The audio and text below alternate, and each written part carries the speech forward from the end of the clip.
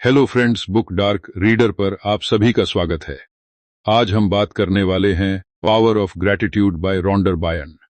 यह किताब उस गहरी समस्या को उजागर करती है जहां इंसान के पास बहुत कुछ होते हुए भी उसे हमेशा लगता है कि उसकी जिंदगी में कुछ कमी रह गई है। सच बताऊं तो ज्यादातर लोग यहीं से गलत दिशा में चल पड़ते हैं। हमें लगता है कि हमारी परेशानी बाहर है, पैसों में, रिश्तों में, हालात में, लोगों में, और इसी भ्रम में हम अपनी पूरी जिंदगी बिता देते हैं। यह किताब पहले ही पन्नों में एक ऐसा असहज सवाल आपके सामने रख देती है जिसे सुनकर आप शायद थोड़ा चिढ़ जाए। सवाल यह नहीं है कि आपके पास क्या नहीं है, सवाल यह है कि आपने जो है उसे कभी ठीक से देखा भी है या नहीं। और यहीं ज्यादातर लोग फेल होते हैं। अब आप सोच रहे होंगे, यार यह तो बहुत साधारण बात है। लेकिन रुकिए, यह बात जितनी साधारण लगती है उतनी ही खतरनाक है। क्योंकि अगर यह सच है तो इसका मतलब यह हुआ कि आप सालों से गलत जगह मेहनत कर रहे हैं, और यह स्वीकार करना आसान नहीं होता। यह लाइन आपको थोड़ा असहज करेगी। आपकी जिंदगी में जो खालीपन है वह ज्यादातर आपकी आदतों से पैदा हुआ है, आपके हालात से नहीं। किताब यहीं पर एक गलत धारणा तोड़ती है। हम सोचते हैं कि पहले सब ठीक होगा, फिर मैं खुश रहूंगा। पहले पैसा आएगा, फिर मैं आभार महसूस करूंगा। पहले लोग बदलेंगे, फिर मैं संतुष्ट हो जाऊंगा। लेकिन लेखक सीधा उल्टा कहती है। वह कहती है कि आभार कोई प्रतिक्रिया नहीं है, यह एक कारण है। और अगर आपने यह नहीं बदला तो आपकी जिंदगी यहीं अटकी रहेगी, हमेशा इंतजार में। अब यहां एक मानसिक खतरा खड़ा होता है। अगर आभार कारण है तो इसका मतलब यह हुआ कि आपकी तकलीफों की जिम्मेदारी भी कहीं न कहीं आपकी ही है। यह सुनना अच्छा नहीं लगता। यहीं लोग वीडियो बंद कर देते हैं, क्योंकि दिमाग तुरंत बचाव में चला जाता है। मेरी गलती कैसे हो सकती है? लेकिन अगर आप खुद से झूठ बोल रहे हैं तो आगे मत सुनिए। लेखक एक बहुत सीधी बात कहती है, gratitude is the open door to abundance. अब इसे ज्यों का त्यों पढ़िए और रुकिए। वह यह नहीं कह रही कि आभार से चमत्कार होंगे। वह यह कह रही है कि जब तक आभार नहीं है तब तक दिमाग देख ही नहीं पाता कि उसके पास क्या संभावनाएं हैं। यह लाइन खतरनाक इसलिए है क्योंकि अगर आपने इसे नजरअंदाज किया तो आप पूरी उम्र शिकायत करते रहेंगे और आपको लगेगा कि दुनिया ने आपके साथ अन्याय किया है। अब इसे आपकी जिंदगी से टकराते हैं। ईमानदारी से बताइए, आप दिन में कितनी बार अपने मन में शिकायत करते हैं? ट्रैफिक से, काम से, शरीर से, घर वालों से, अपनी किस्मत से। और अब यह सुनिए, हर शिकायत, हर नकारात्मक विचार दिमाग को यह सिखाता है कि अभी जो है वह गलत है। और जब दिमाग यही सीखता है तो वह अच्छे मौकों को पहचान ही नहीं पाता। यह सिर्फ किताब की बात नहीं है, यह आपकी रोज की आदत है। यहां लेखक एक और भ्रम तोड़ती है। हम सोचते हैं कि आभार का मतलब है सब कुछ अच्छा मान लेना। आभार का मतलब है सच को देख पाना। यह मान लेना कि हां, सब परफेक्ट नहीं है, लेकिन जो है वह भी नहीं है। और जब तक आप यह नहीं मानते तब तक आपका दिमाग हमेशा कमी की भाषा में सोचेगा। और कमी की भाषा में सोचने वाला इंसान चाहे जितना कमा ले, भीतर से खाली ही रहता है। अब एक छोटी सी कहानी आती है, लेकिन ध्यान से सुनिए। यह सिर्फ कहानी नहीं, यह आपकी आदत है। एक आदमी था जिसके पास नौकरी थी, ठीक ठाक तनख्वाह थी, परिवार था। लेकिन वह हर दिन यही सोचता था कि यह काफी नहीं है। धीरे धीरे उसका ध्यान सिर्फ उसी पर रहा जो नहीं था। नतीजा, काम में मन नहीं लगा, रिश्तों में चिड़चिड़ापन आया, और फिर वही नौकरी भी चली गई। अब यह कहानी नहीं रही, अब यह आप हैं। आपने भी कभी न कभी यही किया है ना? यही लेखक एक बहुत खतरनाक बात कहती है। आप जिस चीज पर ध्यान देते हैं वही बढ़ती है। अगर आपका ध्यान शिकायत पर है तो शिकायतें बढ़ेंगी। अगर ध्यान आभार पर है तो मौके दिखने लगेंगे। यह कोई जादू नहीं है, यह दिमाग की ट्रेनिंग है। और अगर आपने आज तक अपने दिमाग को सिर्फ कमी देखने की ट्रेनिंग दी है तो उससे अचानक संतोष की उम्मीद करना खुद को धोखा देना है। अब जरा रुकिए, यहां भावनाओं का झटका आता है। सोचिए, अगर आज आपकी जिंदगी वही है जो है, तो उसमें आपका योगदान कितना है? यह सवाल असहज है, क्योंकि इसका जवाब आसान नहीं है। लेकिन किताब यहीं आपको मजबूर करती है कि आप पीड़ित की भूमिका छोड़ें, और यह बदलाव दर्दनाक होता है। लेखक साफ कहती है कि आभार कोई भावना नहीं है जो अपने आप आ जाए। यह एक अभ्यास है।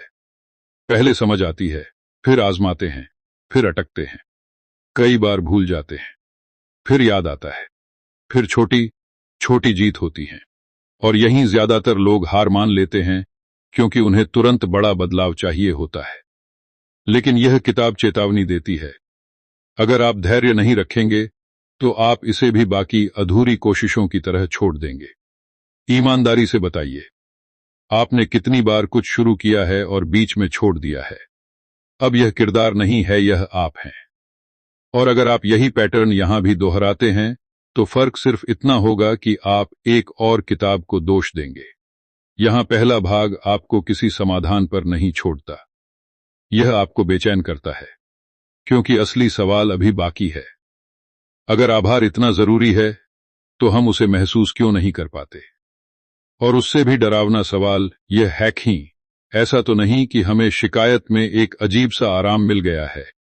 और यहीं से असली समस्या शुरू होती है। आपको शायद यह एहसास हो रहा होगा कि पहला हिस्सा खत्म होते होते मन थोड़ा भारी था, और यह जानबूझकर था, क्योंकि अगर यह भारीपन नहीं आया तो आप अभी भी बाहर की दुनिया को दोष दे रहे हैं। अब आगे जो बात आने वाली है वह आपको और असहज करेगी। सच बताऊं, यहीं ज्यादातर लोग खुद से झूठ बोलना शुरू करते हैं। पहले हिस्से में हमने देखा कि आभार कोई सजावटी भावना नहीं है, बल्कि एक मानसिक ट्रेनिंग है। लेकिन अब सवाल और गहरा है। अगर आभार इतना ताकतवर है, तो हम इसे लगातार क्यों नहीं कर पाते? क्यों कुछ दिन अच्छा लगता है, फिर वही शिकायत, वही चिड़चिड़ापन, वही खालीपन लौट आता है? यहां किताब सीधा वार करती है, और यह वार आपके व्यक्तित्व पर है, आपके हालात पर नहीं। लेखक कहती है कि इंसान की सबसे बड़ी लत नकारात्मकता नहीं है, बल्कि परिचित दुख है। यह लाइन सुनने में अजीब लगेगी, लेकिन रुकिए। परिचित दुख का मतलब है वह दर्द, वह असंतोष, वह शिकायत जिसे आप रोज महसूस करते आए हैं। वह आपको तकलीफ देता है, लेकिन वह जाना पहचाना है, और दिमाग को जाना पहचाना सुरक्षित लगता है। यह बात सुनना अच्छा नहीं लगेगा, लेकिन यही सच है। अब आप सोच रहे होंगे, यार, मैं दुखी रहना थोड़ी चाहता हूं। बिल्कुल नहीं चाहते, लेकिन दिमाग बदलाव से डरता है। आभार का मतलब है कि आपको अपनी सोच बदलनी पड़ेगी, और सोच बदलना मतलब है पहचान बदलना। और यहीं दिमाग अलार्म बजाता है खतरा, क्योंकि अगर आप बदल गए तो पुरानी शिकायतों का क्या होगा, पुराने बहानों का क्या होगा? यह सवाल शायद आपने कभी खुद से नहीं पूछा। किताब यहां एक बहुत खतरनाक भ्रम तोड़ती है। हम सोचते हैं कि शिकायत करने से हल्का महसूस होता है। थोड़ी देर के लिए होता भी है, लेकिन लेखक कहती है कि हर शिकायत दरअसल एक मानसिक आदेश है मुझे और यही दो। यह लाइन ज्यों का क्यों समझिए। दिमाग जिस दिशा में बार बार जाता है, वही रास्ता मजबूत होता जाता है। और अगर आपने सालों से शिकायत का रास्ता बनाया है, तो आभार का रास्ता कच्चा होगा, वहां चलना मुश्किल लगेगा। और यही वजह है कि लोग कह देते हैं, मेरे लिए यह काम नहीं करता। अब जरा अपनी जिंदगी पर लाओ। ईमानदारी से बताइए, जब कुछ गलत होता है आपका पहला रिएक्शन क्या होता है? धन्यवाद या सवाल, स्वीकार या गुस्सा? और अगर आपका जवाब दूसरा है, तो यह कोई चरित्र दोष नहीं है, यह सिर्फ आपकी ट्रेनिंग है। लेकिन खतरा यहां है, अगर आपने ट्रेनिंग नहीं बदली तो परिणाम भी नहीं बदलेंगे। यहां लेखक एक बहुत सटीक बात कहती है, you cannot feel gratitude and fear at the same time. अब इसे सिर्फ पढ़िए नहीं, महसूस कीजिए। वह यह नहीं कह रही कि डर कभी आएगा ही नहीं। वह कह रही है कि जिस पल आप सच में आभार में होते हैं, उसी पल डर की पकड़ ढीली पड़ जाती है। और यह लाइन खतरनाक इसलिए है, क्योंकि अगर यह सच है, तो आपका ज्यादातर डर आपके विचारों से पैदा हुआ है, हालात से नहीं। अब यहां एक कहानी आती है, लेकिन याद रखिए, यह सिर्फ कहानी नहीं, यह आपकी आदत है। एक महिला थी जो हमेशा भविष्य को लेकर चिंतित रहती थी। पैसा, सेहत, बच्चों का भविष्य, सब कुछ। उसने आभार का अभ्यास शुरू किया, लेकिन सिर्फ तब जब सब ठीक लगता था। जब परेशानी आती, वह फिर पुराने पैटर्न में लौट जाती। महीनों बाद उसे समझ आया कि वह आभार को इनाम की तरह इस्तेमाल कर रही थी, दवा की तरह नहीं। अब यह किरदार नहीं है, यह आप हैं। आपने भी यही किया है। यहीं ज्यादातर लोग अटक जाते हैं, क्योंकि आभार सबसे मुश्किल तब होता है जब उसकी सबसे ज्यादा जरूरत होती है। और किताब यहां साफ चेतावनी देती है, अगर आप सिर्फ अच्छे दिनों में आभारी हैं, तो आप असल अभ्यास से भाग रहे हैं। यह बात सुनना अच्छा नहीं लगेगा, लेकिन अगर आप सच में बदलना चाहते हैं, तो यहीं रुकना पड़ेगा। लेखक बताती है कि शुरुआत में आभार बनावटी लगेगा, मन कहेगा झूठ बोल रहे हो, और यह सच भी है, क्योंकि आपने सालों तक उल्टा किया है। लेकिन वह कहती है कि भावना हमेशा क्रिया के बाद आती है, पहले नहीं। पहले आप आभार का चुनाव करते हैं, फिर धीरे धीरे भावना पैदा होती है। और अगर आप भावना का इंतजार करेंगे, तो आप हमेशा इंतजार ही करते रहेंगे। अब एक मानसिक खतरा साफ दिखता है। अगर आपने यह मान लिया कि मुझे तो फील नहीं हो रहा, और रुक गए, तो आप फिर उसी पुराने चक्र में लौट जाएंगे। और वही चक्र आपकी जिंदगी को वहीं रोके हुए है। यही वह जगह है जहां लोग खुद को समझदार समझकर पीछे हट जाते हैं। किताब यहां एक बहुत शांत लेकिन तीखा सच रखती है। आभार का अभ्यास आपको अच्छा इंसान नहीं बनाता, वह आपको जागरूक इंसान बनाता है। और जागरूकता आरामदायक नहीं होती। वह आपको आपकी आदतें दिखाती है, आपके बहाने दिखाती है, आपके डर दिखाती है। और अगर आप यह देखने के लिए तैयार नहीं हैं, तो आभार भी आपको परेशान करेगा। अब जरा रुकिए। यह लाइन आपको थोड़ी असहज करेगी। आप जिस चीज से भाग रहे हैं, वही आपको सबसे ज्यादा बदल सकती है। और अगर आप हर बार उस असहजता से बचते हैं, तो आप खुद को भी बचा रहे हैं बदलाव से। यहां तक आते आते एक छोटी जीत होनी चाहिए, थी कम से कम यह समझ कि समस्या बाहर नहीं है। लेकिन अगर आप अभी भी मन ही मन कह रहे हैं, हां, लेकिन मेरे हालात अलग हैं, तो सच बताऊं, आप अभी भी सौदेबाजी कर रहे हैं। और यही सौदेबाजी अगली जगह आपको फंसाने वाली है। क्योंकि अब सवाल यह नहीं रह जाता कि आभार क्यों जरूरी है।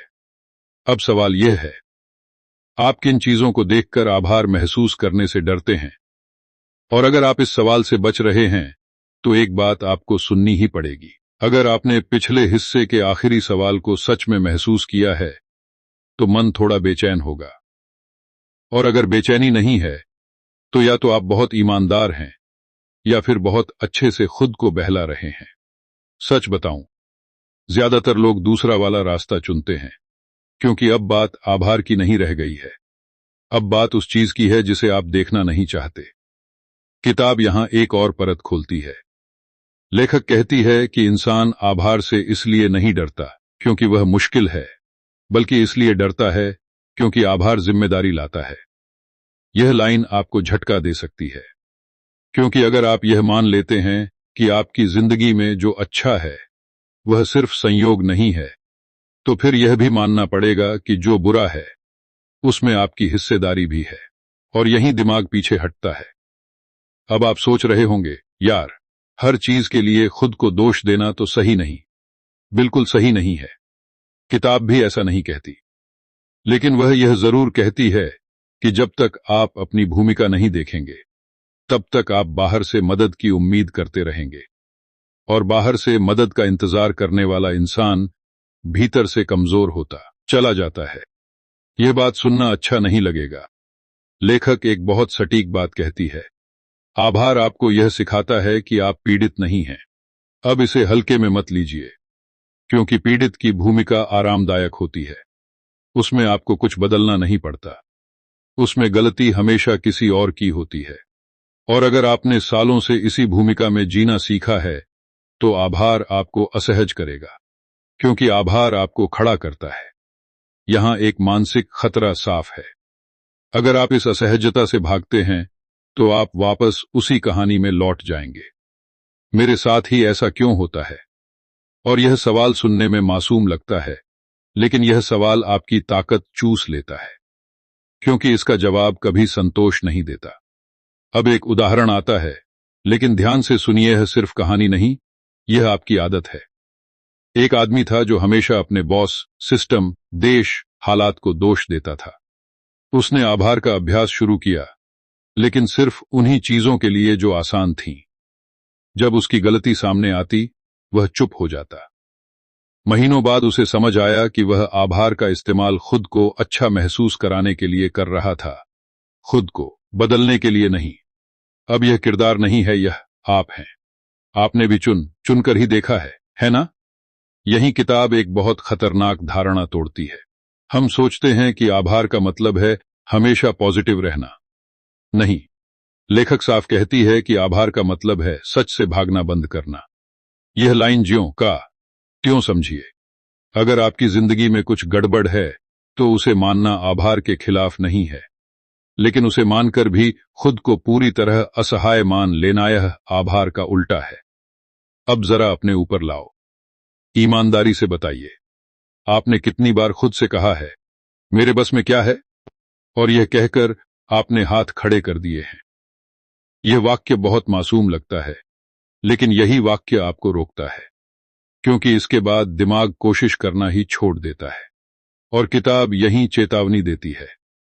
आभार आपको यह दिखाता है कि आपके बस में कितना कुछ है जिसे आप अनदेखा कर रहे हैं। यह बात सुनना अच्छा नहीं लगेगा, लेकिन आभार आलस के साथ नहीं टिकता। अगर आप आभारी हैं, तो आपको कुछ करना पड़ेगा। और यही वजह है कि लोग भीतर आभार से डरते हैं, क्योंकि शिकायत आपको बैठने देती है, आभार आपको चलने पर मजबूर करता है। लेखक एक बहुत शांत लेकिन तीखी बात कहती है, ग्रैटिट्यूड इज नॉट पासिव। इसे जरा रोक कर पढ़िए। वह यह कह रही है कि आभार सिर्फ महसूस करने की चीज नहीं है, यह प्रतिक्रिया मांगता है। और अगर आपकी जिंदगी में कोई बदलाव नहीं आ रहा, तो शायद आप आभार को सिर्फ शब्दों तक सीमित रखे हुए हैं। और शब्द बहुत आरामदेह होते हैं, क्योंकि उनसे कुछ करना नहीं पड़ता। अब यहां फ्लो जानबूझकर टूटेगा। यह लाइन सुनकर शायद आप असहज हों। आप जो कहते हैं और जो जीते हैं, उनमें फर्क है। और अगर यह फर्क ज्यादा समय तक रहा, तो दिमाग खुद को बेवकूफ बनाना शुरू कर देता है। यही लोग खुद पर भरोसा खो देते हैं। किताब बताती है कि जब आभार और क्रिया जुड़ते हैं, तभी असर दिखता है। पहले समझ आती है, फिर थोड़ा किया जाता है, फिर डर आता है, फिर पीछे हटते हैं, फिर दोबारा कोशिश। यह प्रक्रिया सुंदर नहीं होती, इसमें फिसलन होती है। और अगर आप परफेक्शन ढूंढ रहे हैं, तो आप फिर से भाग रहे हैं। अब जरा रुकिए। एक छोटी जीत यहां होनी चाहिए है समझ कि आभार सिर्फ सोच नहीं है, लेकिन इसके साथ एक डर भी आता है। अगर मैंने सच में यह रास्ता पकड़ लिया, तो मुझे बहुत सी चीजें छोड़नी पड़ेंगी, शिकायतें, बहाने, आराम। और यहीं से अगला सवाल उठता है, जो ज्यादातर लोग दबा देते हैं। अगर आभार मुझे बदल देगा, तो क्या मैं उस इंसान को छोड़ने के लिए तैयार हूं जो मैं अभी हूं? क्योंकि अगर जवाब नहीं है, तो आगे जो आने वाला है वह आपको और बेचैन करने वाला है।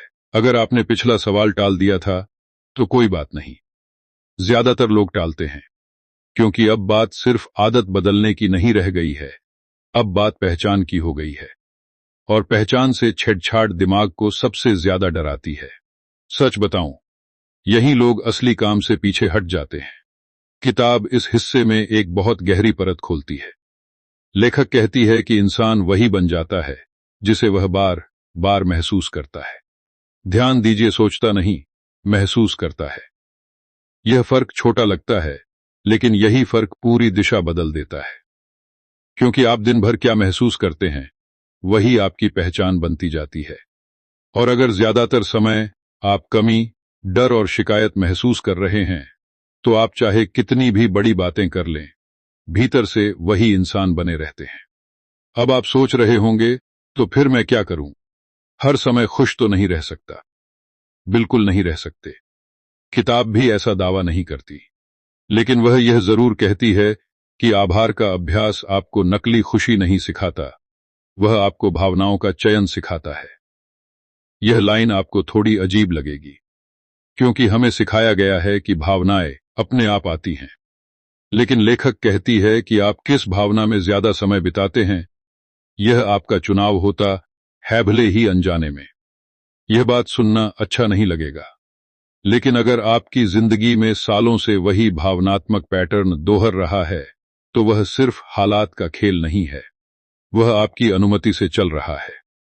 और अगर आपने यह अनुमति वापस नहीं ली, तो हालात बदलकर भी आपको वही महसूस होगा। यही वजह है कि लोग नई नौकरी, नया रिश्ता, नया शहर सब कुछ बदल लेते हैं, लेकिन भीतर का खालीपन नहीं जाता। यहां किताब एक बहुत सटीक चेतावनी देती है। आभार कोई मूड नहीं है जिसे मन हो तो चुन लिया। वह एक अभ्यास है जो पहचान बदलता है, और पहचान बदलने का मतलब है कि आप कुछ पुराने रिश्ते, कुछ पुरानी प्रतिक्रियाएं, कुछ पुराने आराम छोड़ेंगे। यह लाइन आपको थोड़ा डराएगी। आभार आपके आसपास के लोगों को भी असहज कर सकता है, क्योंकि जब आप बदलते हैं तो उनका आईना बदल जाता है। अब एक उदाहरण आता है, लेकिन ध्यान से सुनिए, यह सिर्फ कहानी नहीं, यह आपकी आदत है। एक आदमी था जो हमेशा दूसरों से मान्यता चाहता था। जब तारीफ मिलती वह खुश होता, जब नहीं मिलती टूट जाता। उसने आभार का अभ्यास शुरू किया, लेकिन धीरे धीरे उसे समझ आया कि वह दूसरों की प्रतिक्रिया के बिना भी संतुलित रह सकता है। और यहीं उसके कुछ रिश्ते बदल गए, कुछ लोग दूर हो गए। अब यह किरदार नहीं है, यह आप हैं। आपने भी कभी महसूस किया है कि जब आप बदलते हैं तो सब खुश नहीं होते। यहीं ज्यादातर लोग रुक जाते हैं, क्योंकि आभार सिर्फ भीतर का काम नहीं है, वह बाहरी परिणाम भी लाता है, और हर परिणाम सुखद नहीं होता। किताब साफ कहती है, अगर आप आभार को सिर्फ इसलिए चुनते हैं कि सब कुछ आसान हो जाए, तो आप गलत कारण से चुन रहे हैं। यह बात सुनना अच्छा नहीं लगेगा। लेखक एक बहुत खतरनाक लेकिन सच्ची बात कहती है, gratitude changes who you are being. इसे ज्यों का त्यों पढ़िए। वह यह नहीं कह रही कि आभार आपकी परिस्थितियां बदल देगा, वह कह रही है कि आभार उस इंसान को बदल देगा जो उन परिस्थितियों का सामना करता है। और यह बदलाव अक्सर चुपचाप होता है। आपको अचानक कुछ खास महसूस नहीं होगा, लेकिन आप कुछ अलग करने लगेंगे। अब जरा अपने ऊपर लाओ। ईमानदारी से बताइए, आप किन हालातों में तुरंत पुराने पैटर्न में लौट जाते हैं? गुस्सा, चुप्पी, दोष, भागना। और क्या आपने कभी सोचा है कि यह आपकी पहचान का हिस्सा बन चुके हैं? किताब यहीं आपको रोककर पूछती है, अगर यही आपकी पहचान है, तो फिर आभार सिर्फ शब्द बनकर रह जाएगा। यहां फ्लो जानबूझकर टूटेगा। यह लाइन आपको शायद पसंद न आए, आप जिस तरह से प्रतिक्रिया देते हैं वही आपकी असली आदत है, न कि वह जो आप किताबें पढ़ते समय सोचते हैं। और अगर आपकी प्रतिक्रिया नहीं बदल रही, तो आपकी समझ अधूरी है। किताब बताती है कि पहचान बदलने का मतलब है धीरे धीरे अलग प्रतिक्रिया चुनना। पहले एक बार, फिर 2 बार, फिर गलती, फिर सुधार। यह कोई फिल्मी ट्रांसफॉर्मेशन नहीं है, इसमें थकान होती है। और यही वजह है कि लोग कहते हैं, मैंने कोशिश की, मेरे लिए काम नहीं किया। अब एक छोटी जीत यहां दिखनी चाहिए, कम से कम यह एहसास कि आभार कोई सजावटी अभ्यास नहीं है। लेकिन इसके साथ एक नई चिंता भी आती है। अगर मेरी पहचान बदल रही है, तो मेरे फैसले भी बदलेंगे। और फैसले बदलने का मतलब है कुछ नुकसान, कुछ टकराव। और यहीं से अगली बेचैनी शुरू होती है, क्योंकि अब सवाल यह नहीं है कि आभार क्या है। अब सवाल यह है, आप किन कीमतों को चुकाने के लिए तैयार हैं। क्योंकि अगर आप कीमत चुकाने से डरते हैं, तो एक बात आपको सुननी ही पड़ेगी। अगर आप यहां तक आ गए हैं, तो अब तक एक बात साफ हो जानी चाहिए थी, आभार कोई हल्की फुल्की आदत नहीं है। यह आपको बदलने आता है, सजाने नहीं। और जब बदलाव आता है, तो कीमत भी मांगता है। सच बताऊं, यहीं ज्यादातर लोग चुपचाप पीछे हट जाते हैं। बाहर से कहते हैं समझ गया, अंदर से तय कर लेते हैं अभी नहीं। किताब इस हिस्से में एक बहुत कड़वी सच्चाई सामने रखती है। लेखक कहती है कि आभार आपको वह छोड़ने पर मजबूर करता है जिससे आप भावनात्मक रूप से चिपके हुए हैं, भले ही वह चीज आपको नुकसान ही क्यों न पहुंचा रही हो। यह लाइन सुनना आसान नहीं है, क्योंकि हम अक्सर उन्हीं आदतों से चिपके रहते हैं जो हमें पीड़ित बनाए रखती हैं।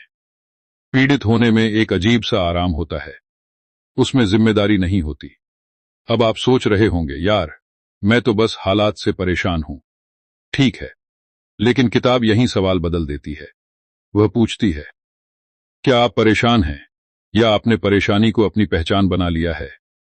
यह सवाल खतरनाक है, क्योंकि अगर दूसरा सच निकला तो फिर बदलाव टालने का कोई बहाना नहीं बचता।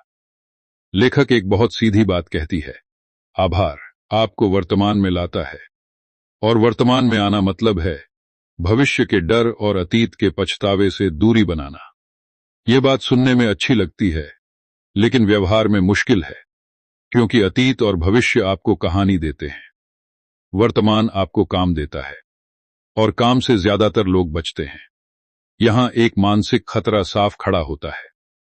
अगर आप हमेशा भविष्य की चिंता में या अतीत की शिकायत में जीते हैं, तो आप कभी भी पूरी तरह जिम्मेदारी नहीं लेते, और बिना जिम्मेदारी लिए कोई भी बदलाव टिकता नहीं। किताब यह बात घुमा फिराकर नहीं कहती। वह साफ कहती है, जब तक आप इस पल के लिए आभारी नहीं हो सकते, तब तक आप किसी भी अगले पल को संभाल नहीं पाएंगे। अब एक उदाहरण आता है, लेकिन ध्यान से सुनिए, यह सिर्फ कहानी नहीं, यह आपकी आदत है। एक आदमी था जो हमेशा कहता था, जब हालात ठीक होंगे तब मैं शांत हो जाऊंगा। उसने आभार का अभ्यास शुरू किया, लेकिन हर बार उसे लगा कि अभी सही समय नहीं है। महीनों बाद उसे समझ आया कि वह सही समय का इंतजार नहीं कर रहा था, वह जिम्मेदारी से भाग रहा था। अब यह किरदार नहीं है, यह आप हैं। आपने भी कभी कहा है अभी नहीं, है ना? किताब यहां एक और गलत धारणा तोड़ती है। हम सोचते हैं कि आभार का मतलब है संतोष और संतोष का मतलब है रुक जाना। लेखक साफ कहती है, सच्चा आभार आपको जड़ नहीं करता, वह आपको साफ करता है। जब आप साफ होते हैं तब आप बेहतर फैसले लेते हैं, और बेहतर फैसले अक्सर आसान नहीं होते। यह बात सुनना अच्छा नहीं लगेगा। लेखक एक पंक्ति कहती है जिसे ज्यों का त्यों समझना जरूरी है, ग्रैटिट्यूड डिसॉल्व्स रेसिस्टेंस। अब रुकिए, वह यह नहीं कह रही कि आभार मुश्किलें हटा देता है, वह कह रही है कि आभार वह आंतरिक विरोध हटाता है जिसकी वजह से आप हर चीज को बोझ की तरह महसूस करते हैं। और अगर यह विरोध नहीं हटा तो आप सबसे अच्छे मौके को भी बोझ बना लेंगे। अब जरा अपने ऊपर लाओ, ईमानदारी से बताइए, आप किन चीजों का विरोध कर रहे हैं? कौन सी सच्चाई है जिसे आप स्वीकार नहीं करना चाहते? कौन सा फैसला है जिसे आप टालते जा रहे हैं? किताब कहती है, आभार आपको वह देखने की हिम्मत देता है जिससे आप भाग रहे हैं, और यह हिम्मत आरामदेह नहीं होती। यहां फ्लो जानबूझकर टूटेगा। यह लाइन आपको शायद पसंद न आए। आप बदलाव इसलिए नहीं टालते क्योंकि आप कमजोर हैं, आप इसलिए टालते हैं क्योंकि आप खुद को बचाना चाहते हैं, और खुद को बचाने का यह तरीका आपको धीरे धीरे जकड़ लेता है। किताब बताती है कि जब आप आभार में टिकना सीखते हैं तो आप प्रतिक्रिया नहीं देते, आप जवाब देते हैं। और प्रतिक्रिया और जवाब में बहुत बड़ा फर्क है। प्रतिक्रिया आदत से आती है, जवाब जागरूकता से। और अगर आपकी जिंदगी बार बार एक ही जगह फंस रही है तो शायद आप अभी भी प्रतिक्रिया में जी रहे हैं। यहां एक छोटी जीत होनी चाहिए, कम से कम यह एहसास कि आप पूरी तरह असहाय नहीं हैं। लेकिन इसके साथ एक नई बेचैनी भी आती है। अगर मैं जवाब देना सीख गया तो मैं दूसरों को, हालात को, किस्मत को दोष नहीं दे पाऊंगा, और दोष छोड़ना सबसे मुश्किल होता है। किताब आपको यहां चैन से नहीं छोड़ती। वह आखिरी में एक असहज सच्चाई सामने रखती है, आभार कोई टूल नहीं है जिससे आप जिंदगी को कंट्रोल करें। वह एक स्थिति है जिसमें आप खुद को जिम्मेदार मानते हैं। और अब सवाल यह नहीं रह जाता कि आभार काम करता है या नहीं। असली सवाल यह है, अगर आभार सच में आपको आजाद कर सकता है तो क्या आप उस आजादी की जिम्मेदारी उठाने के लिए तैयार हैं? क्योंकि अगर आप अभी भी हिचक रहे हैं तो आगे जो आने वाला है वह आपको आईने के सामने खड़ा कर देगा। अगर आपने पिछले हिस्से के आखिर में खुद को थोड़ा बचाते हुए पाया है तो यही सबसे ईमानदार जगह है, क्योंकि अब कहानी आभार की नहीं रह जाती, अब कहानी नियंत्रण की हो जाती है। और यह वह शब्द है जिसे इंसान छोड़ना नहीं चाहता। सच बताऊं, ज्यादातर लोग आभार इसलिए नहीं अपनाते क्योंकि उन्हें डर है कि कहीं नियंत्रण हाथ से न निकल जाए।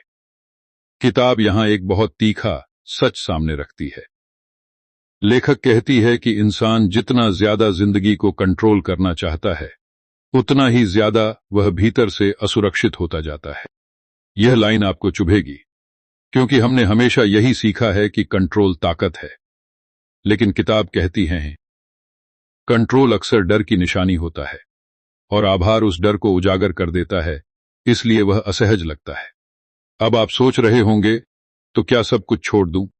नहीं, किताब ऐसा नहीं कहती, लेकिन वह यह जरूर कहती है कि फर्क समझिए कंट्रोल और जिम्मेदारी में। कंट्रोल का मतलब है हर नतीजे को तय करना। जिम्मेदारी का मतलब है हर स्थिति में ईमानदारी से प्रतिक्रिया देना। और आभार आपको कंट्रोल से जिम्मेदारी की तरफ ले जाता। यही ट्रांजिशन सबसे ज्यादा डराता है। यह बात सुनना अच्छा नहीं लगेगा, लेकिन जब तक आप हर चीज के नतीजे से चिपके रहते हैं, तब तक आप इस पल को जी ही नहीं पाते। आपका दिमाग हमेशा आगे भागता है, अगर ऐसा हुआ तो, अगर वैसा हुआ तो। और किताब कहती है आभार दिमाग को इस पल में खींच लाता है, और इस पल में आना मतलब है अपने डर से आमने सामने होना। यहां एक मानसिक खतरा साफ दिखता है। अगर आप हमेशा भविष्य को पकड़कर बैठे हैं, तो आप वर्तमान में कभी पूरी तरह नहीं होंगे। और जो इंसान वर्तमान में नहीं होता, वह चाहे जितनी भी मेहनत कर ले, भीतर से अधूरा ही रहता है। यही वजह है कि बहुत से लोग सब कुछ ठीक होने के बाद भी बेचैन रहते हैं। अब एक उदाहरण आता है, लेकिन ध्यान से सुनिए, यह सिर्फ कहानी नहीं, यह आपकी आदत है। एक व्यक्ति था जो हर निर्णय से पहले 100 बार सोचता था। गलती का डर उसे जकड़े रहता था। उसने आभार का अभ्यास शुरू किया, लेकिन शुरुआत में उसे लगा कि वह लापरवाह हो रहा है। बाद में उसे समझ आया कि वह लापरवाह नहीं, हल्का हो रहा है। अब यह किरदार नहीं है, यह आप हैं। आपने भी कभी हल्का होने को गैर जिम्मेदारी समझा है ना? किताब यहां एक और भ्रम तोड़ती है। हम सोचते हैं कि चिंता हमें सतर्क रखती है। लेखक कहती है नहीं, चिंता आपको जकड़ती है। सतर्कता और चिंता में फर्क है। सतर्कता वर्तमान में होती है, चिंता भविष्य में। और आभार आपको सतर्क बनाता है, चिंतित नहीं। यह फर्क अगर आपने नहीं समझा, तो आप आभार को भी एक और सेल्फ हेल्प ट्रिक समझकर छोड़ देंगे। लेखक एक पंक्ति कहती है जिसे ज्यों का त्यों समझना जरूरी है। Gratitude shifts your focus from control to trust. अब यहां रुकिए। यह भरोसे की बात है, और भरोसा सबसे डरावनी चीज है, क्योंकि भरोसा मतलब है सब कुछ मेरे हाथ में नहीं है। और यह स्वीकार करना अहंकार के लिए बहुत मुश्किल होता है। अब जरा अपने ऊपर लाओ। ईमानदारी से बताइए, आप किन चीजों को जबरदस्ती पकड़कर बैठे हैं? किन नतीजों को आप पहले से तय करना चाहते हैं, और जब वे वैसे नहीं होते, तो आप टूट जाते हैं? किताब कहती है आभार आपको यह सिखाता है कि आप कोशिश करें, लेकिन चिपके नहीं। और यही संतुलन सबसे मुश्किल है। यहां फ्लो जानबूझकर टूटेगा। यह लाइन आपको शायद परेशान करे। आप जितना ज्यादा कंट्रोल चाहते हैं, उतना ही कम आप भरोसा करते हैं। और बिना भरोसे के कोई भी रिश्ता, कोई भी सपना, कोई भी शांति टिकती नहीं। किताब बताती है कि आभार का अभ्यास धीरे धीरे आपको ढील देना सिखाता है। पहले छोटे मामलों में, फिर बड़े में। कभी आप सफल होंगे, कभी नहीं। और हर बार जब आप असफल होंगे, आपका पुराना पैटर्न लौटेगा, डर, गुस्सा, शिकायत। और यही असली अभ्यास है, भागना नहीं, नोटिस करना। अब एक छोटी जीत यहां दिखनी चाहिए, कम से कम यह एहसास कि हर चीज को पकड़कर रखना जरूरी नहीं है। लेकिन इसके साथ एक और डर भी आता है। अगर मैंने छोड़ना सीख लिया, तो क्या मैं कमजोर हो जाऊंगा? और यही सवाल अगली जगह आपको परेशान करेगा, क्योंकि किताब अब उस जगह जाती है जहां इंसान सबसे ज्यादा झूठ बोलता है, अपनी ताकत की परिभाषा पर।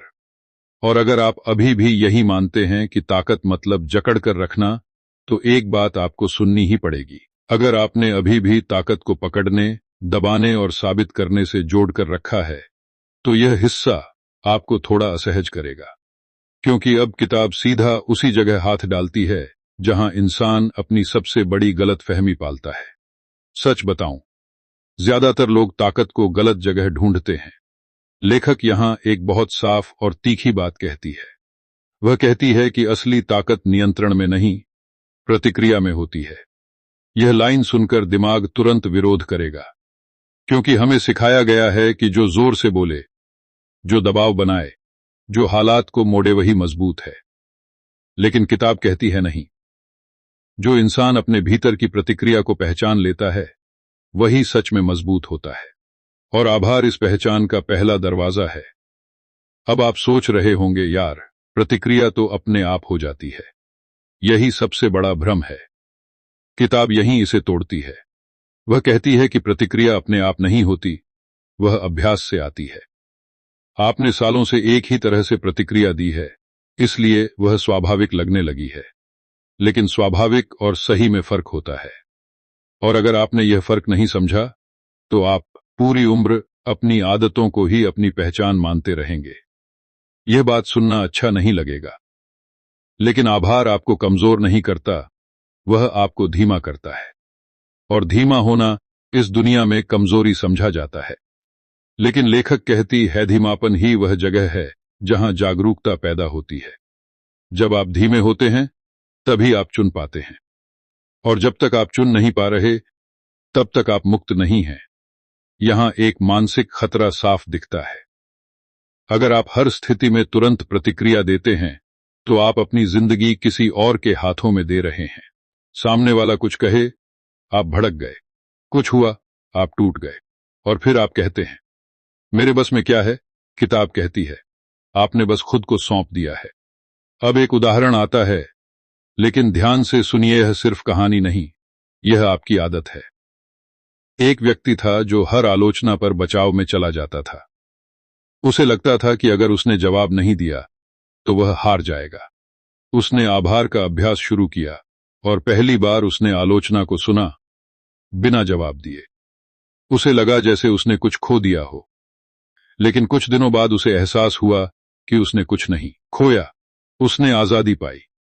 अब यह किरदार नहीं है, यह आप हैं। आपने भी कभी चुप रहने को हार समझा है ना? किताब यहां एक और गहरी बात कहती है। आभार आपको विनम्र बनाता है, और विनम्रता से इंसान डरता है, क्योंकि उसे लगता है कि लोग उसे कुचल देंगे। लेकिन लेखक कहती है, विनम्रता कमजोरी नहीं है, वह आंतरिक स्थिरता है। जो व्यक्ति भीतर से स्थिर है, उसे साबित करने की जरूरत नहीं होती। और यही स्थिरता सबसे दुर्लभ ताकत है। लेखक एक पंक्ति कहती है, जिसे ज्यों का त्यों समझना जरूरी है। Gratitude softens the ego without breaking the self. अब रुकिए, यह लाइन खतरनाक है, क्योंकि अगर आपका अहंकार ही आपकी पहचान बन गया है, तो आभार उसे नरम करेगा। और नरमी से अहंकार डरता है। लेकिन नरमी टूटना नहीं है। नरमी मतलब लचीलापन, और लचीलापन ही आपको बचाता है। अब जरा अपने ऊपर लाओ, ईमानदारी से बताइए, आप किन जगहों पर तुरंत रिएक्ट करते हैं? किस बात पर आपका अहंकार जाग जाता है? और क्या आपने कभी देखा है कि उस प्रतिक्रिया के बाद आपको सच में क्या मिलता है? किताब कहती है, आभार आपको प्रतिक्रिया से पहले एक सांस देता है, और वही एक सांस आपकी पूरी दिशा बदल सकती है। यहां फ्लो जानबूझकर टूटेगा। यह लाइन शायद आपको पसंद न आए। आप जितना ज्यादा खुद को साबित करना चाहते हैं, उतना ही आप भीतर से असुरक्षित हैं। और अगर यह असुरक्षा नहीं देखी गई, तो वह आपके हर फैसले को जहर बना देगी। किताब बताती है कि आभार का अभ्यास धीरे धीरे आपको शांत ताकत सिखाता है। कोई ताली नहीं बजती, कोई नोटिस नहीं करता, लेकिन आप भीतर से मजबूत होते जाते हैं। और यही ताकत टिकती है, बाकी सब थक जाती है। अब एक छोटी जीत यहां दिखनी चाहिए, कम से कम यह एहसास कि हर लड़ाई जीतनी जरूरी नहीं है। लेकिन इसके साथ एक और डर भी आता है। अगर मैं प्रतिक्रिया नहीं दूंगा, तो क्या लोग मुझे हल्के में लेने लगेंगे? और यहीं अगला डर जन्म लेता है, क्योंकि किताब अब उस जगह जाती है जहां ताकत और रिश्ते टकराते हैं।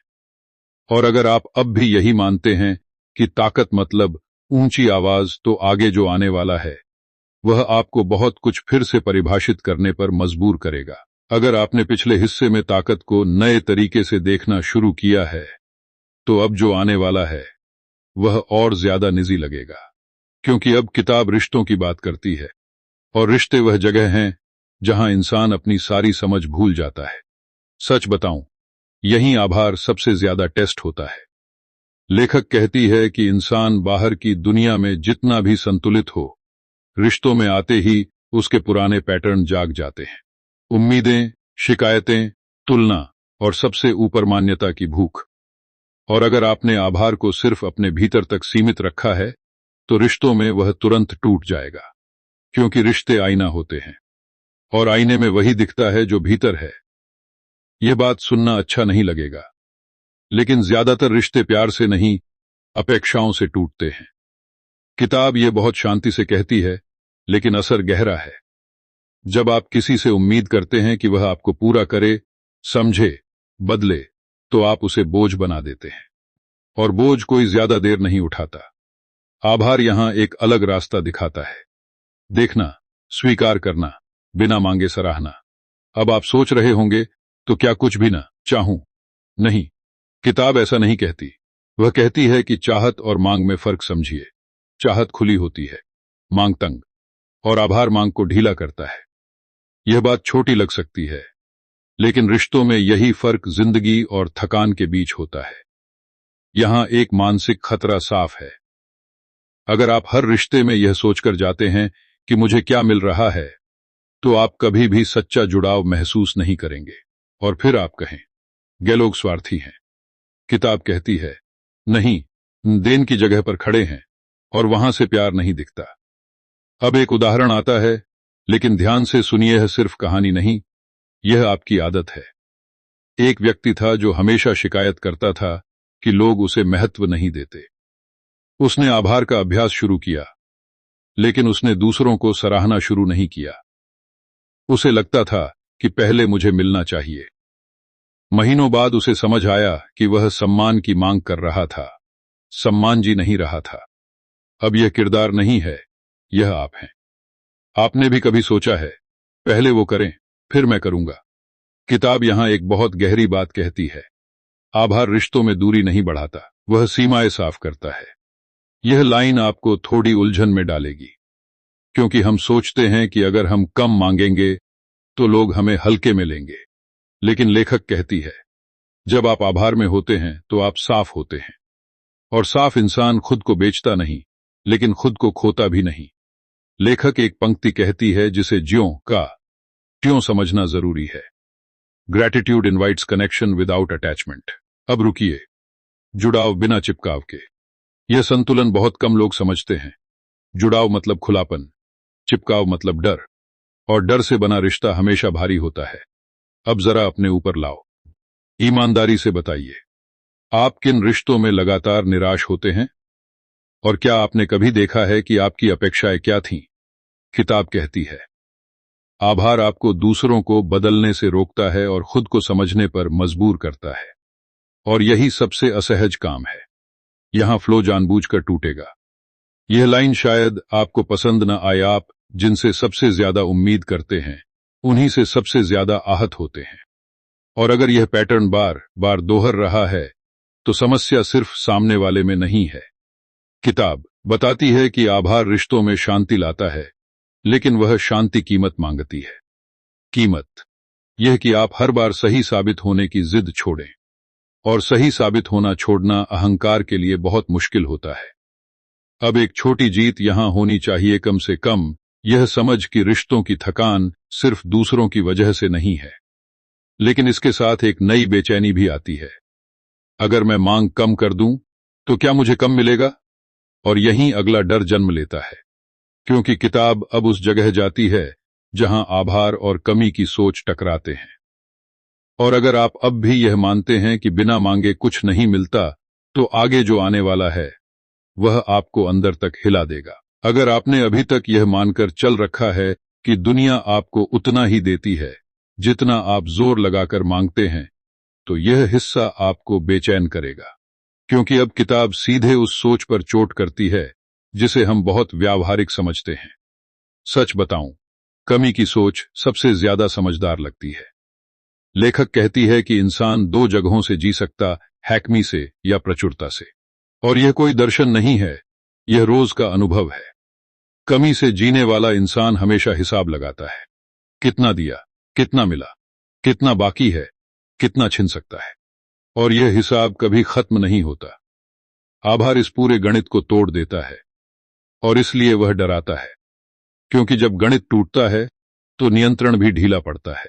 यह बात सुनना अच्छा नहीं लगेगा, लेकिन कमी की सोच आपको सतर्क नहीं बनाती, वह आपको कंजूस बनाती है, भावनाओं में, भरोसे में, रिश्तों में, मौकों में। और फिर आप कहते हैं, मैं बस प्रैक्टिकल हूं। किताब कहती है, नहीं, आप डर से सोच रहे हैं, और डर कभी दूरदर्शी नहीं होता। अब आप सोच रहे होंगे, यार, अगर मैं कमी नहीं सोचूंगा तो नुकसान हो जाएगा। यही वह जगह है जहां किताब आपको रोकती है। वह कहती है कि आभार आंख बंद करना नहीं सिखाता, वह आपको यह सिखाता है कि जो है उससे शुरुआत कैसे की जाए। और जो इंसान शुरुआत ही नहीं करता, वह नुकसान से ज्यादा जीवन से चूक जाता है। यहां एक मानसिक खतरा साफ खड़ा होता है। अगर आप हर मौके को इस डर से देखते हैं कि कहीं कुछ छिन न जाए, तो आप कभी भी पूरे दिल से कुछ चुन नहीं पाएंगे, और अधूरा चुनाव हमेशा पछतावा लाता है। यही वजह है कि लोग कहते हैं, काश मैंने कोशिश की होती। अब एक उदाहरण आता है, लेकिन ध्यान से सुनिए, यह सिर्फ कहानी नहीं, यह आपकी आदत है। एक महिला थी जो हर खर्च, हर रिश्ते, हर निर्णय में यही सोचती थी, अगर बाद में जरूरत पड़ गई तो। उसने आभार का अभ्यास शुरू किया, और पहली बार उसने अपने पास जो था उसे देखा। डर गया नहीं, कम हुआ। अब यह किरदार नहीं है, यह आप हैं। आपने भी कभी अपने पास मौजूद चीजों को कम आंका है ना? किताब यहां एक बहुत खतरनाक गलत धारणा तोड़ती है। हम सोचते हैं कि आभार मतलब संतोष, और संतोष मतलब रुक जाना। लेखक साफ कहती, हैकमी से निकला संतोष आलस है, आभार से निकला संतोष स्पष्टता, और स्पष्टता इंसान को आगे बढ़ाती है, रोकती नहीं। यह फर्क अगर आपने नहीं समझा तो आप आभार को भी सीमित कर देंगे। लेखक एक पंक्ति कहती है जिसे ज्यों का त्यों समझना जरूरी है। Gratitude makes you aware of what you already have so you can receive मोर। अब रुकिए, वह और पाने की बात कर रही है, लेकिन लालच की नहीं। वह कह रही है कि जब आप यह नहीं देखते कि आपके पास क्या है, तो नया आने पर भी आप उसे पहचान नहीं पाएंगे, और जो पहचान नहीं पाता वह संभाल भी नहीं पाता। अब जरा अपने ऊपर लाओ, ईमानदारी से बताइए, आप किन चीजों में हमेशा कमी देखते हैं? समय, पैसा, प्यार, अवसर। और क्या आपने कभी सोचा है कि इस कमी की सोच ने आपको कितनी बार पीछे रोका है? किताब कहती है, आभार कमी को नकारता नहीं, वह उसे चुनौती देता है। यहां फ्लो जानबूझकर टूटेगा। यह लाइन शायद आपको खटके। आप जितना ज्यादा डरते हैं कि कुछ कम हो जाएगा, उतना ही आप अपनी जिंदगी को छोटा करते जाते हैं। और छोटी जिंदगी सबसे सुरक्षित लगती है, लेकिन सबसे पछतावे भरी भी। किताब बताती है कि जब आप आभार में जीना शुरू करते हैं, तो आपके फैसले बदलते हैं। आप हर चीज को पकड़कर नहीं रखते, आप चुनते हैं, और चुनाव हमेशा जोखिम लाता है, लेकिन बिना जोखिम के कोई भी प्रचुरता टिकती नहीं। अब एक छोटी जीत यहां होनी चाहिए, कम से कम यह समझ कि कमी की सोच ने आपको कहां कहां रोका है। लेकिन इसके साथ एक नया डर भी आता है। अगर मैं डर से बाहर आया तो क्या मैं खो दूंगा? और यही सवाल अगली जगह आपको पकड़ने वाला है, क्योंकि किताब अब उस डर पर आती है जिसे इंसान सबसे ज्यादा छुपाता है, खो देने का डर। और अगर आप अभी भी यही मानते हैं कि पकड़कर रखने से ही सुरक्षा मिलती है, तो आगे जो आने वाला है वह उस भ्रम को तोड़ देगा। अगर आपने कभी महसूस किया है कि आपके ज्यादातर फैसले किसी न किसी डर से निकले हैं, तो यह हिस्सा आपको सीधे वहीं ले जाएगा, क्योंकि अब किताब उस डर को सामने रखती है जिसे हम अक्सर नाम भी नहीं देते, खो देने का डर। सच बताऊं, यह डर इंसान को सबसे ज्यादा चलाता है। लेखक कहती है कि खो देने का डर हमेशा किसी चीज से नहीं जुड़ा होता, वह अक्सर उस पहचान से जुड़ा होता है जिसे आप बनाए हुए हैं। पैसा गया तो मैं कौन रहूंगा? रिश्ता टूटा तो मेरी क्या कीमत रहेगी? सफलता चली गई तो मैं किसके भरोसे रहूंगा? आभार इस डर पर सीधा वार करता है, इसलिए वह असहज लगता है, क्योंकि आभार आपको यह दिखाता है कि आपकी कीमत किसी चीज से नहीं, आपके होने से आती है। यह बात सुनना अच्छा नहीं लगेगा, लेकिन खो देने का डर असल में न होने का डर है, और यह डर आपको हमेशा चिपकाए रखता है। किताब कहती है, जब आप किसी चीज को पकड़कर रखते हैं तो आप उसे जी नहीं पाते, आप उसे बस संभालते रहते हैं, और संभालते संभालते आप थक जाते हैं। अब आप सोच रहे होंगे, तो क्या सब छोड़ दूं? नहीं, किताब ऐसा नहीं कहती। वह यह कहती है कि फर्क समझिए पकड़ने और कदर करने में। पकड़ना डर से आता है, कदर आभार से। और जो इंसान कदर करता है वह खोने से नहीं डरता, वह जीने से नहीं चूकता। यहां एक मानसिक खतरा साफ दिखता है। अगर आप हर रिश्ते, हर उपलब्धि, हर चीज को खोने के डर से पकड़कर रखते हैं, तो आप कभी भी सहज नहीं होंगे, और असहज इंसान से कोई भी जुड़ना नहीं चाहता। फिर आप कहें, ये लोग बदल गए। किताब कहती है, नहीं, आपका डर दिखने लगा है। अब एक उदाहरण आता है, लेकिन ध्यान से सुनिए, यह सिर्फ कहानी नहीं, यह आपकी आदत है। एक व्यक्ति था जो अपने रिश्ते को हर वक्त सुरक्षित रखने की कोशिश करता था। सवाल, शक, नियंत्रण। उसे लगता था कि यही प्यार है। जब उसने आभार का अभ्यास शुरू किया तो उसे समझ आया कि वह प्यार नहीं, डर दिखा रहा था। अब यह किरदार नहीं है, यह आप हैं। आपने भी कभी सुरक्षा के नाम पर घुटन पैदा की है ना? किताब यहां एक और भ्रम तोड़ती है। हम सोचते हैं कि अगर हम ज्यादा संभाल कर रखेंगे तो चीजें बची रहेंगी। लेखक कहती है, नहीं, जो चीज खुली सांस लेती है वही टिकती है, और आभार वही खुलापन देता है। यह लाइन सुनने में कविता जैसी लग सकती है, लेकिन इसका असर बहुत व्यावहारिक है। लेखक एक पंक्ति कहती है जिसे ज्यों का त्यों समझना जरूरी है। Gratitude frees you from the fear of loss. अब रुकिए, यह पूरी तरह डर मिटाने की बात नहीं है, यह डर के प्रभाव को कम करने की बात है। जब डर कम होता है तो आप बेहतर फैसले लेते हैं, और बेहतर फैसले ही आपकी जिंदगी की दिशा बदलते हैं। अब जरा अपने ऊपर लाओ, ईमानदारी से बताइए, आप किन चीजों को खोने से सबसे ज्यादा डरते हैं? और क्या आपने कभी देखा है कि उस डर ने आपको कितना सीमित किया है? किताब कहती है, आभार आपको यह याद दिलाता है कि आप पहले भी बिना बहुत कुछ के जी चुके हैं, और आप फिर भी जिंदा थे। यहां फ्लो जानबूझकर टूटेगा। यह लाइन शायद आपको परेशान करे। आप जिन चीजों को खोने से डरते हैं वही चीजें आपको सबसे ज्यादा जकड़ती हैं, और जकड़ा हुआ इंसान आगे नहीं बढ़ता, बस टिके रहने की कोशिश करता है। किताब बताती है कि जब आप आभार में जीते हैं तो आप हर अनुभव को अंतिम नहीं मानते। आप जानते हैं कि सब बदलता है, और बदलना ही जीवन है। यह समझ डर को पूरी तरह खत्म नहीं करती, लेकिन उसे नियंत्रित करती है। अब एक छोटी जीत यहां होनी चाहिए, कम से कम यह एहसास कि खो देने का डर आपकी सोच को कैसे चला रहा है। लेकिन इसके साथ एक और गहरा सवाल आता है, अगर सब बदलता है तो फिर स्थिरता कहां है? और यहीं से अगला डर उठता है, क्योंकि किताब अब उस जगह जाती है जहां इंसान सबसे ज्यादा उलझता है, निश्चितता। और अगर आप अभी भी स्थिरता को पकड़ने की चीज समझते हैं, तो आगे जो आने वाला है वह आपको बिल्कुल नई परिभाषा देगा। अगर आपने अभी तक स्थिरता को किसी ठोस चीज से जोड़कर रखा है, नौकरी, रिश्ता, पैसा, पहचान, तो यह हिस्सा आपको हिला सकता है। क्योंकि अब किताब उस भ्रम पर बात करती है जिसे हम सबसे सुरक्षित मानते हैं। बताऊं, स्थिरता की तलाश इंसान को सबसे ज्यादा अस्थिर बनाती है। लेखक कहती है कि इंसान स्थिरता इसलिए चाहता है क्योंकि उसे अनिश्चितता से डर लगता है, और यह डर स्वाभाविक है। लेकिन समस्या तब शुरू होती है जब आप अनिश्चितता को दुश्मन मान लेते हैं। किताब साफ कहती है, जिंदगी कभी स्थिर नहीं होती, वह बहाव है, और जो इंसान बहाव को रोकने की कोशिश करता है वही सबसे ज्यादा टूटता है। आभार आपको बहाव से लड़ना नहीं, उसमें तैरना सिखाता है। यह बात सुनना अच्छा नहीं लगेगा, लेकिन आप जिस स्थिरता की तलाश में हैं वह कभी थी ही नहीं।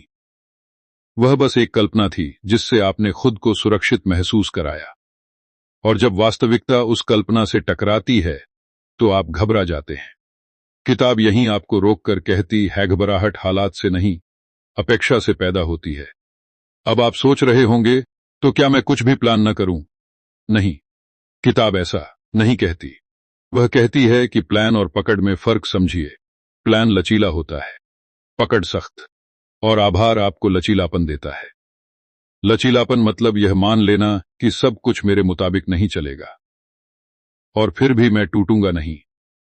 यहां एक मानसिक खतरा साफ दिखता है। अगर आप हर बदलाव को खतरा मानते हैं, तो आप जिंदगी से लड़ते रहेंगे, और लड़ाई में ऊर्जा खर्च होती है, सीख नहीं होती। किताब कहती है, आभार आपको यह सिखाता है कि बदलाव हमेशा नुकसान नहीं लाता। कई बार वही आपको वहां ले जाता है जहां आप खुद नहीं जा पाते। अब एक उदाहरण आता है, लेकिन ध्यान से सुनिए, यह सिर्फ कहानी नहीं, यह आपकी आदत है। एक व्यक्ति था जिसे अपनी नौकरी से बहुत सुरक्षा मिलती थी। जब वह चली गई तो वह टूट गया। महीनों बाद आभार के अभ्यास के दौरान उसे दिखा कि उसने उस नौकरी को अपनी पहचान बना लिया था। जब पहचान टूटी तो दर्द हुआ, लेकिन उसी दर्द से उसने खुद को नए सिरे से देखा। अब यह किरदार नहीं है, यह आप हैं। आपने भी कभी किसी चीज को मैं बना लिया है ना? किताब यहां एक बहुत गहरी बात कहती है। आभार आपको अस्थिरता से नहीं बचाता, वह आपको उससे डरना बंद कराता है। यह फर्क समझना जरूरी है, क्योंकि डर खत्म नहीं होता, उसका असर कम होता है। और जब असर कम होता है तो आप सोच पाते हैं। लेखक एक पंक्ति कहती है जिसे ज्यों का त्यों समझना जरूरी है। Gratitude anchors you in the present, not in certainty. अब रुकिए, वह यह नहीं कह रही कि भविष्य की चिंता मत करो। वह कह रही है कि भविष्य को नियंत्रित करने की कोशिश छोड़ो, वर्तमान में टिकना सीखो। और वर्तमान में टिकना ही एकमात्र स्थिरता है जो सच में मौजूद है। अब जरा अपने ऊपर लाओ। ईमानदारी से बताइए, जब कुछ अनपेक्षित होता है तो आपका पहला रिएक्शन क्या होता है? डर, गुस्सा, शिकायत। और क्या आपने कभी सोचा है कि अगर आपने उस पल को स्वीकार कर लिया होता तो शायद दर्द कम होता? किताब कहती है, आभार स्वीकार का अभ्यास है, हार का नहीं। यहां फ्लो जानबूझकर टूटेगा। यह लाइन आपको शायद चुभे। आप जितना ज्यादा अनिश्चितता से भागते हैं, उतना ही आप जिंदगी को सख्त बना लेते हैं, और सख्त जिंदगी में सांस लेना मुश्किल होता है। किताब बताती है कि जब आप आभार में रहते हैं तो आप हर बदलाव को सवाल नहीं बनाते, आप उसे सूचना बनाते हैं, और सूचना से सीख निकलती है, सवाल से सिर्फ बेचैनी। यह छोटा सा फर्क आपकी पूरी मानसिक दुनिया बदल सकता है। अब एक छोटी जीत यहां होनी चाहिए, कम से कम यह एहसास कि अनिश्चितता ही दुश्मन नहीं है। लेकिन इसके साथ एक और डर भी आता है। अगर मैं नियंत्रण छोड़ दूं तो भरोसा किस पर करूं? और यहीं से अगली परत खुलती है, क्योंकि किताब अब उस सवाल पर आती है जिसे इंसान सबसे ज्यादा टालता है, भरोसा किस पर और क्यों? और अगर आप अभी भी यह मानते हैं कि भरोसा सिर्फ तब किया जा सकता है जब सब साफ दिख रहा हो, तो आगे जो आने वाला है वह उस सोच को पूरी तरह पलट देगा। अगर भरोसे का सवाल आपको बेचैन कर रहा है तो बिल्कुल सही जगह पर आ गए हैं, क्योंकि अब किताब उस जगह हाथ डालती है जहां इंसान सबसे ज्यादा असहज होता है, भरोसा। सच बताऊं, ज्यादातर लोग भरोसे को कमजोरी समझते हैं, क्योंकि उन्हें लगता है कि भरोसा मतलब आंख बंद कर लेना, और यही सबसे बड़ा भ्रम है। लेखक यहां एक बहुत साफ बात कहती है, भरोसा किसी और पर नहीं, जीवन की प्रक्रिया पर होता है। यह लाइन सुनकर शायद आप माथा सिकोड़ लें, क्योंकि हम भरोसे को हमेशा किसी चेहरे, किसी सिस्टम, किसी गारंटी से जोड़ते आए हैं। लेकिन किताब कहती है, जब आप आभार में होते हैं तो आप यह मान लेते हैं कि हर अनुभव, चाहे अच्छा हो या बुरा, आपको कुछ सिखाने आया है, और यही मान लेना भरोसे की शुरुआत है। यह बात सुनना अच्छा नहीं लगेगा, लेकिन आप भरोसा इसलिए नहीं कर पाते क्योंकि आप हर अनुभव को जजमेंट बना देते हैं। अच्छा हुआ तो सही, बुरा हुआ तो गलत। किताब कहती है, जीवन गलत नहीं करता, वह प्रतिक्रिया देता है, और आभार आपको इस प्रतिक्रिया को व्यक्तिगत हमला मानने से रोकता है। अगर आपने यह नहीं बदला तो हर झटका आपको तोड़ता रहेगा। अब आप सोच रहे होंगे, तो क्या सब कुछ स्वीकार कर लूं? नहीं, किताब यहां बहुत साफ है। स्वीकार का मतलब चुप रहना नहीं है। स्वीकार का मतलब है पहले लड़ना बंद करना, क्योंकि जब तक आप लड़ रहे हैं तब तक आप देख नहीं पा रहे, और जो देख नहीं पाता वह सीख भी नहीं पाता। यहां एक मानसिक खतरा साफ खड़ा होता है। अगर आप हर कठिन अनुभव को अन्याय मान लेते हैं तो आप हमेशा नाराज रहेंगे, और नाराज इंसान कभी भरोसा नहीं कर पाता। किताब कहती है आभार नाराजगी को नरम करता है ताकि समझ भीतर आ सके, और समझ के बिना भरोसा अंधा हो जाता है। अब एक उदाहरण आता है, लेकिन ध्यान से सुनिए, यह सिर्फ कहानी नहीं, यह आपकी आदत है। एक व्यक्ति था जो हर असफलता के बाद खुद को कोसता था। उसे लगता था कि दुनिया उसके खिलाफ है। जब उसने आभार का अभ्यास शुरू किया तो उसने पहली बार अपनी असफलताओं को सबक की तरह देखा। दर्द कम नहीं हुआ, लेकिन कड़वाहट गई। अब यह किरदार नहीं है, यह आप हैं। आपने भी कभी दर्द को दुश्मन बना लिया है ना? किताब यहां एक बहुत गहरी बात कहती है। आभार आपको भरोसा करना सिखाता है, लेकिन धीरे धीरे। यह कोई छलांग नहीं है।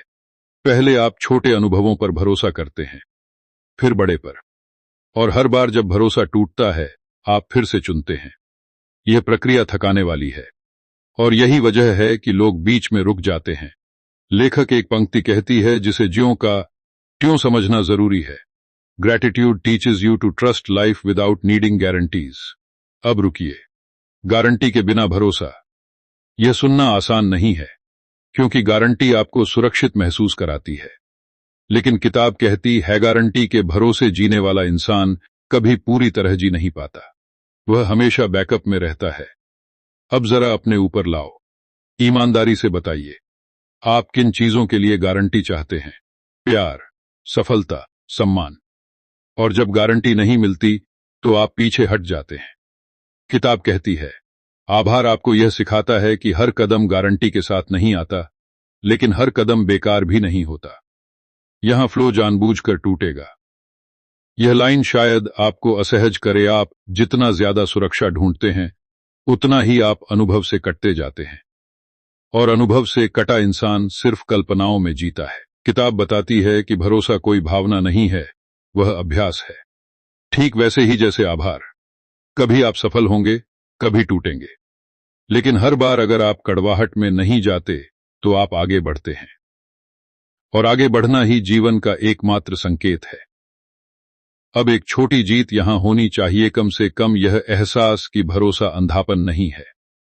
लेकिन इसके साथ एक और सवाल उठता है, अगर भरोसा जीवन पर है तो मेरी भूमिका क्या है? और यहीं से अगला मोड़ आता है, क्योंकि किताब अब उस बिंदु पर पहुंचती है जहां आभार और कर्म आमने सामने खड़े होते हैं। और अगर आप अब भी यह सोच रहे हैं कि भरोसा मतलब बैठकर इंतजार करना, तो आगे जो आने वाला है वह उस भ्रम को पूरी तरह तोड़ देगा। अगर आपको अब तक कहीं यह डर लग रहा है कि भरोसा कहीं आपको निष्क्रिय न बना दे, तो यही सही सवाल है, क्योंकि अब किताब उस गलतफहमी को तोड़ने आती है जिसे लोग बहुत आराम से पाल लेते हैं। सच बताऊं, ज्यादातर लोग भरोसे को बहाना बना लेते हैं कुछ न करने का। लेखक यहां बिल्कुल साफ हो जाती है। वह कहती है कि भरोसा और कर्म विरोधी नहीं है, वे एक दूसरे के बिना अधूरे हैं। भरोसा बिना कर्म सपना बन जाता है, कर्म बिना भरोसे बोझ, और आभार इन दोनों के बीच सेतु है। यह बात सुनने में अच्छी लगती है, लेकिन असली टकराव तब होता है जब आपको कुछ करना पड़ता है बिना यह जाने कि नतीजा क्या होगा। यह लाइन आपको थोड़ा असहज करेगी। अगर आप सिर्फ तभी काम करते हैं जब नतीजा सुरक्षित हो, तो आप कर्म नहीं कर रहे, आप सौदा कर रहे हैं, और सौदे में जीवन कभी अपना पूरा रूप नहीं दिखाता। किताब कहती है आभार आपको यह ताकत देता है कि आप पूरी गारंटी के बिना भी कदम उठाए। अब आप सोच रहे होंगे, यार यह तो जोखिम है। हां, है, और किताब इससे भागती नहीं। वह कहती है जो इंसान जोखिम से पूरी तरह बचना चाहता है वह जीवन से भी बच रहा होता है, और जीवन से बचने की कीमत बहुत भारी होती है।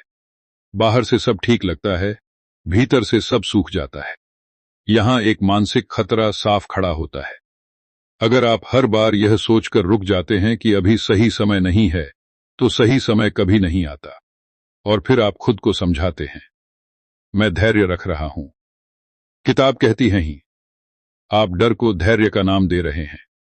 अब एक उदाहरण आता है, लेकिन ध्यान से सुनिए, यह सिर्फ कहानी नहीं, यह आपकी आदत है।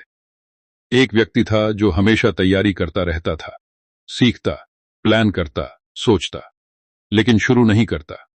आभार के अभ्यास के दौरान उसे दिखा कि वह सीखने के पीछे छुप रहा था। उसे लग रहा था कि और जान लूं, फिर करूंगा। अब यह किरदार नहीं है, यह आप हैं।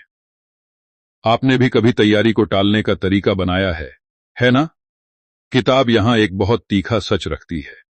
आभार आपको निष्क्रिय नहीं करता, वह आपको वर्तमान में सक्रिय करता है। जब आप इस पल के लिए आभारी होते हैं, तो आप इसी पल से काम शुरू करते हैं, न कि उस काल्पनिक भविष्य से जहां सब साफ होगा। और यही अंतर बहुत कम लोग समझते हैं। लेख एक पंक्ति कहती है, जिसे ज्यों का त्यों समझना जरूरी है। Gratitude moves you to inspired action. अब रुकिए। प्रेरित कर्म, यह जबरदस्ती का काम नहीं है। यह वह काम है जो भीतर की स्पष्टता से निकलता है। और जब काम भीतर से आता है तो थकान कम होती है, डर मौजूद रहता है, लेकिन वह चलने से नहीं रोकता। अब जरा अपने ऊपर लाओ। ईमानदारी से बताइए, आप किस काम को कब से टाल रहे हैं? और क्या आपने उसे डर के अलावा किसी और कारण से टाला है? किताब कहती है, आभार आपको यह दिखाता है कि आप अभी भी तैयार नहीं होंगे, फिर भी आप शुरू कर सकते हैं। यहां फ्लो जानबूझकर टूटेगा। यह लाइन शायद आपको चुभे। आप जितना ज्यादा सोचते हैं, उतना ही आप खुद को रोकते हैं। और सोच को आप समझदारी का नाम दे देते हैं, लेकिन समझदारी और जड़ता में बहुत पतली रेखा होती है। किताब बताती है कि जब आभार और कर्म जुड़ते हैं, तो इंसान परिणाम पर नहीं, प्रक्रिया पर टिकता है। और प्रक्रिया पर टिकने वाला इंसान जल्दी हार नहीं मानता, क्योंकि उसका आत्मसम्मान नतीजे से नहीं, प्रयास से जुड़ा होता है। यह बदलाव छोटा लगता है, लेकिन यही बदलाव आपको अंदर से मजबूत बनाता है। अब एक छोटी जीत यहां होनी चाहिए, कम से कम यह एहसास कि आप कुछ कर सकते हैं, भले ही सब साफ न हो। लेकिन इसके साथ एक और डर भी आता है, अगर मैंने कर्म किया और असफल हो गया तो।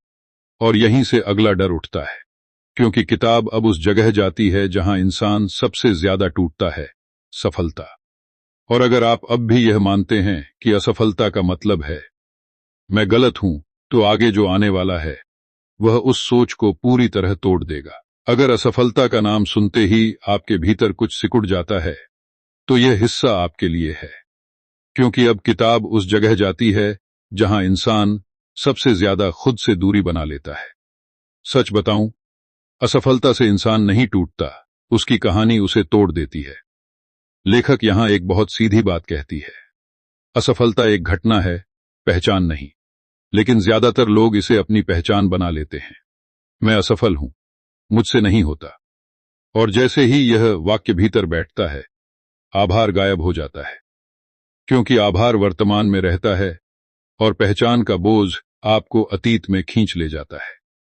यह बात सुनना अच्छा नहीं लगेगा, लेकिन आप असफलता से नहीं डरते, आप उस शर्म से डरते हैं जो आप खुद पर डाल लेते हैं।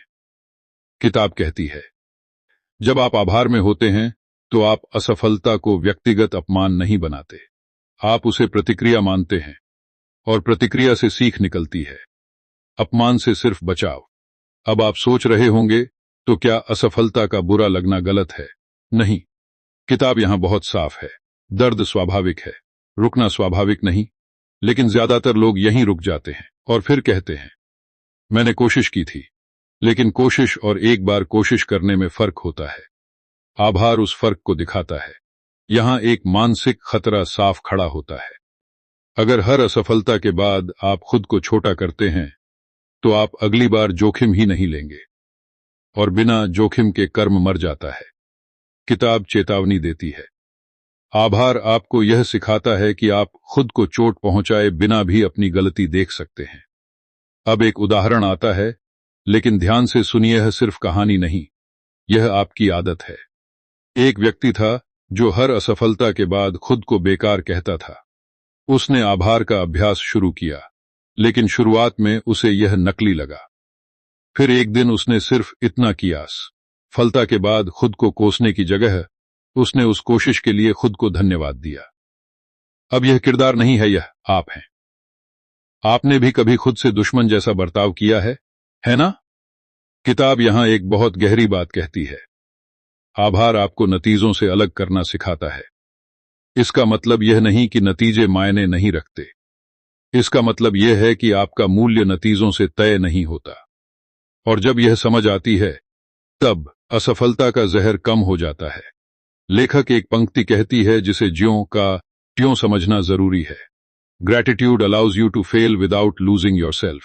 अब रुकिए, यह लाइन खतरनाक है, क्योंकि अगर यह सच है तो आपने अब तक जितनी बार असफलता से भागा है, उतनी बार आपने खुद को खोने से बचाने की कोशिश की है। लेकिन शायद खुद को खोने का डर ही आपको आगे बढ़ने से रोक रहा था। अब जरा अपने ऊपर लाओ, ईमानदारी से बताइए, आप आखिरी बार कब असफल हुए थे और उस दिन आपने खुद से क्या कहा था? किताब कहती है, आप अपने आप से जैसे बात करते हैं वही आपकी सबसे गहरी ट्रेनिंग बन जाती है। और अगर वह भाषा कठोर है तो आभार टिक नहीं पाएगा। यहां फ्लो जानबूझकर टूटेगा। यह लाइन शायद आपको चुभे। आप खुद के सबसे सख्त जज बने बैठे हैं और जज के सामने कोई भी सीख नहीं पनपती, सिर्फ डर पनपता है। किताब बताती है कि आभार असफलता को दोस्त नहीं बनाता, वह उसे शिक्षक बनाता है।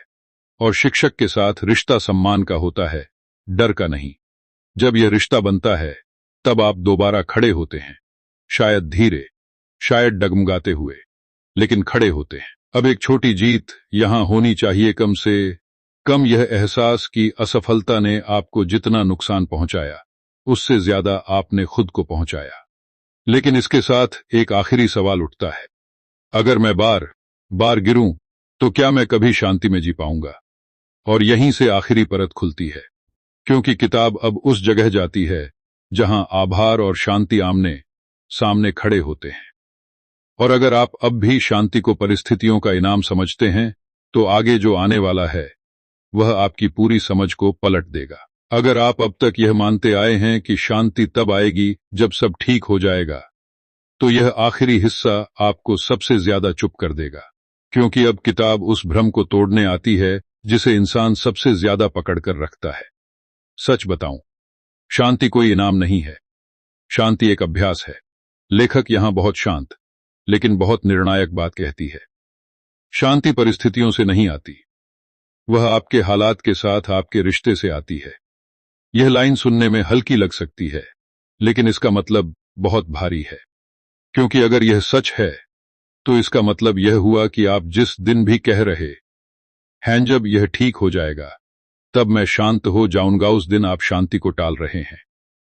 यह बात सुनना अच्छा नहीं लगेगा, लेकिन ज्यादातर लोग शांति को टालते टालते पूरी जिंदगी निकाल देते हैं। कभी पैसा कम है, कभी जिम्मेदारियां ज्यादा हैं, कभी रिश्ते उलझे हुए हैं, और हर बार मन कहता है अभी नहीं। किताब कहती है यही अभी नहीं आपकी सबसे गहरी आदत बन चुकी है। अब आप सोच रहे होंगे, तो क्या मुझे सब अधूरा रहते हुए ही संतुष्ट हो जाना चाहिए? नहीं, किताब ऐसा नहीं कहती। वह कहती है आभार अधूरेपन को नकारता नहीं, वह उसके साथ रहना सिखाता है। और जो इंसान अधूरेपन के साथ रहना सीख लेता है वही इंसान भीतर से स्थिर होता है।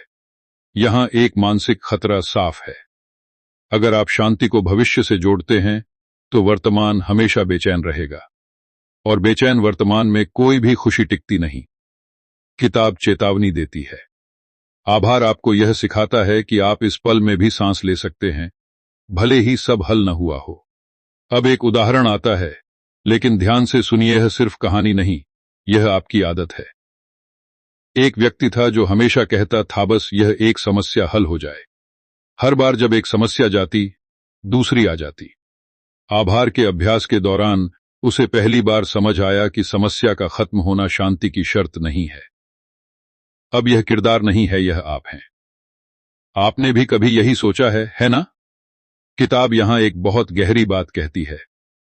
आभार आपको जीवन के साथ युद्ध से बाहर निकालता है। युद्ध में जीत भी थकाती है, और थका हुआ इंसान शांति महसूस नहीं कर पाता। आभार आपको युद्ध से नहीं, लेकिन युद्ध की मानसिकता से मुक्त करता है। लेखक एक आखिरी पंक्ति कहती है जिसे ज्यों का त्यों समझना जरूरी है। Gratitude is the way you make peace with life as it is. अब रुकिए, जैसा है इसका मतलब हार मान लेना नहीं है, इसका मतलब हैलटते हुए जीना बंद करना। और यह सबसे कठिन काम है, क्योंकि इसमें अहंकार को पीछे हटना पड़ता है। अब जरा अपने ऊपर लाओ, ईमानदारी से बताइए, आप कितने सालों से शांति को टाल रहे हैं और किस कीमत पर? किताब कहती है, आप जिस दिन यह तय कर लेते हैं कि शांति अभी संभव है, उसी दिन आपकी जिंदगी की गति बदल जाती है। बाहर नहीं, भीतर। यहां फ्लो जानबूझकर टूटेगा। यह लाइन शायद आपको रोक दे। आप जितना ज्यादा शांति को कमाने की कोशिश करते हैं, उतना ही आप उससे दूर जाते हैं, और जितना आप उसे चुनते हैं, उतना ही वह पास आती है। किताब बताती है कि आभार कोई मंजिल नहीं है जहां पहुंचकर सब ठीक हो जाता है। वह एक तरीका है जिससे आप चलते हैं, कभी गिरते हुए, कभी संभलते हुए, कभी थककर, कभी मुस्कुराकर। और यही चलना जीवन है। अब आखिरी आईना आपके सामने है। सवाल यह नहीं है कि आपने यह सब समझ लिया या नहीं। सवाल यह है, क्या आप कल सुबह उठकर भी वही पुराने तरीके से शिकायत करेंगे? क्योंकि अगर आप ऐसा कर रहे हैं, तो एक बात आपको माननी ही पड़ेगी, आपने शांति को नहीं चुना।